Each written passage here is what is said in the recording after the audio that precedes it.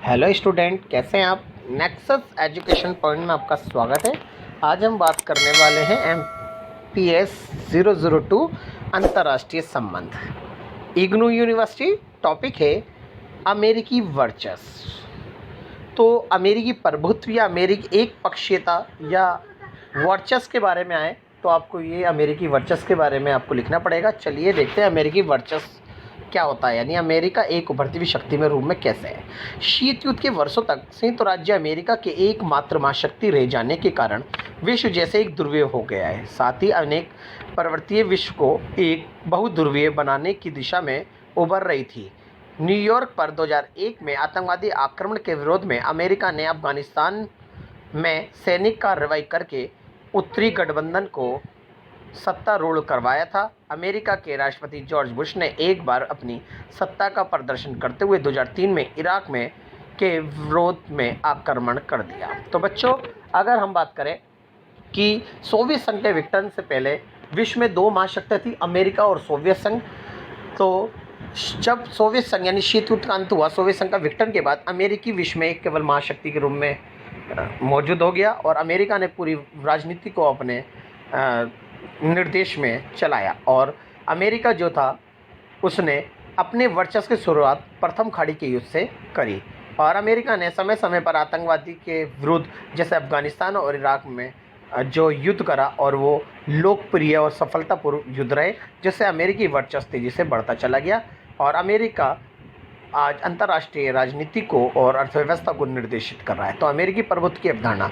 वर्चस्व अंग्रेजी भाषा में हेगमेनी कहते हैं, जो प्राचीन यूनान में छोटे छोटे नगर राज्यों में एथेंस सबसे अधिक शक्तिशाली था।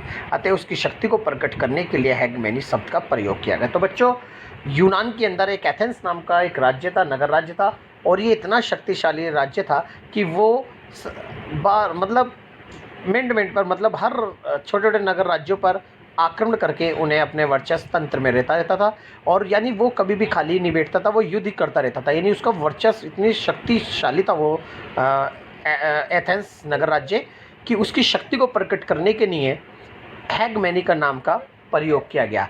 हेगमेनी के आधार पर उनकी शक्ति को प्रदर्शित आज वर्तमान समय में अमेरिका की शक्ति को प्रदर्शित करने के लिए हमने वर्चस्व का प्रयोग किया। वर्चस्व शब्द का प्रयोग किया जाता है अर्थात अंतर्राष्ट्रीय अर्थव्यवस्था किसी एक देश के ध्रुवीय में रहती है और वे देश अपनी मनमानी करता है, तो इसे ही वर्चस्व कहते हैं। प्रथम खाड़ी युद्ध। अमेरिकी वर्चस्व को बढ़ाने में प्रथम खाड़ी का युद्ध। शीत युद्ध की समाप्ति के बाद 1990 में पश्चिमी एशिया में भयंकर संकट आया।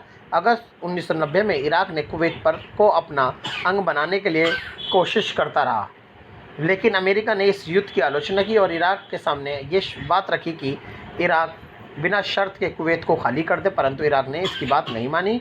इसलिए अमेरिका ने 1991 में 34 देशों की बहुराष्ट्रीय सेनाओं के साथ कुवैत पर आक्रमण कर दिया और इस प्रकार अमेरिका ने इस युद्ध के माध्यम से अपना प्रभुत्व चलाया। तो बच्चों, प्रथम खाड़ी का युद्ध एक सामान्य तौर पर अगर मैं बताऊं कि इराक जो था कुवैत को 1960 से ही अपना अंग मानता था और अमेरिका को कुवैत से सबसे ज़्यादा पेट्रोल मिलता है, इसलिए इराक कुवैत को अपने साथ मिलाना चाहता था और अमेरिका ऐसा नहीं चाहता था कि कुवैत इराक में मिले। तो इराक ने जब कुवैत पर आक्रमण करा 1990 के दौरान, 1990 के दशक में, तो कुवैत को अपना गुलाम बना लिया, नहीं उस पर कुवैत पर अपना अधिकार जमा लिया। तो ऐसे में जब अमेरिका को पता लगा कि इराक ने कुवैत को जीत लिया है, तो इराक ने एक शर्त रखी कि बिना शर्त के तू कुवैत को खाली कर दे, लेकिन इराक ने इसकी बात नहीं मानी। उस टाइम सद्दाम हुसैन का शासन था।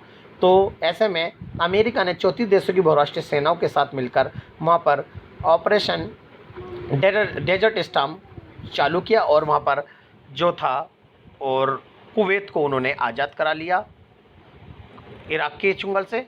तो ये था प्रथम खाड़ी के युद्ध। दूसरी घटना से अमेरिकी वर्चस्व बढ़ा। 9/11 की घटना में 11 सितंबर 2001 की बात है। अरब देशों ने, अगर मैं बात करूँ, अरब देशों के 19 अपहरणकर्ताओं ने अमेरिका के 4 व्यवसायी विमानों का अपहरण करा और उन्हें पेंसिल्वेनिया के खेतों में उतार दिया, जिसमें से 2 विमान 110 मंजिली जुड़वा इमारत अमेरिका के विश्व व्यापार केंद्र पर छोड़े, जबकि एक विमान पेंसिल्वेनिया के खेतों में ही क्रैश हो गया, जबकि चौथा विमान पेंटागन में को निशाना बनाया और वहाँ पर 3000 लोग मारे गए। ये आतंकवादी घटना अमेरिका को दुखद थी और अंतर्राष्ट्रीय स्तर पर इसकी निंदा की गई और इस घटना की जिम्मेदारी आतंकवादी संगठन अल कायदा ने ली और जिसके कारण अमेरिका ने अल कायदा के इस बदले आतंकवादी हमले के विरुद्ध अपनी एक ऑपरेशन चलाया, जो कि अफ़गानिस्तान में तालिबानी शासन का अंत करा। यानी अफ़गानिस्तान में जितने भी तालिबानी यानी अल-कायदा के आतंकवादी अड्डे थे, उनको निशाना बनाया और वहाँ से तालिबानी शासन का अंत करके वहाँ पर सत्तारूढ़ जो तालिबानी शासन था उसका अंत कर दिया। तो 9/11 की घटना भी अमेरिकी वर्चस्व को बढ़ाने में योगदान देती है। तीसरी घटना थी 2003 का युद्ध। 19 मार्च 2003 में अमेरिका ने इराक पर आक्रमण कर दिया।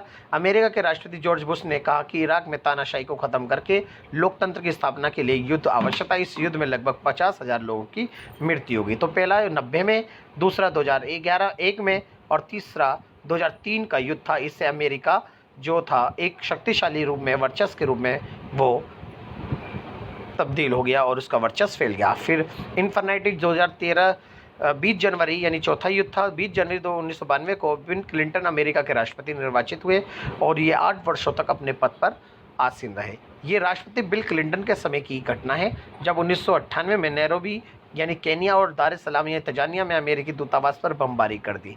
इसके लिए आतंकवादी संगठन अल-कायदा को जिम्मेदार ठहराया। अतः ऑपरेशन इन्फ्रारेड के अल-कायदा के ठिकानों पर क्रूज मिसाइल के हमले किए गए, परंतु अमेरिका ने किसी की कोई परवाह नहीं की। यह मनमानी की शुरुआत थी।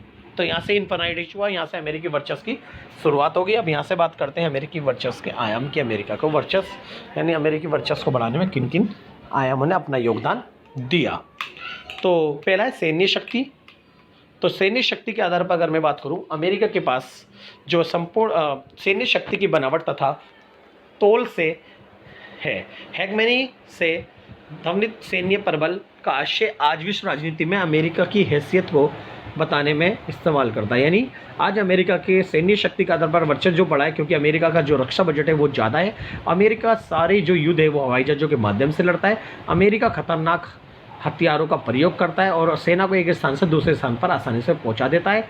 और अमेरिका समय समय पर अपना युद्ध अभ्यास करता रहता है। इस आधार पर हम कह सकते हैं कि अमेरिका की सैन्य शक्ति तेज़ी से बढ़ी है। अब धन दौलत के आधार पर अगर मैं बात करता हूँ, अमेरिकी वर्चस्व को बढ़ाने में धन दौलत ने अपना योगदान दिया। क्यों? धन दौलत के आधार पर आप पॉइंट में लिख सकते हो, जैसे कि अमेरिका के पास उच्च टेक्नोलॉजी है जिसके आधार पर अमेरिकी आर्थिक शक्ति बढ़ी है। और दूसरा, इसके विश्व बैंक और अंतर्राष्ट्रीय मुद्रा कोष में जो वित्त है वो रखा हुआ है, इसलिए विश्व बैंक और अंतर्राष्ट्रीय मुद्रा कोष का सारा लाभ अमेरिका तक पहुँचता है।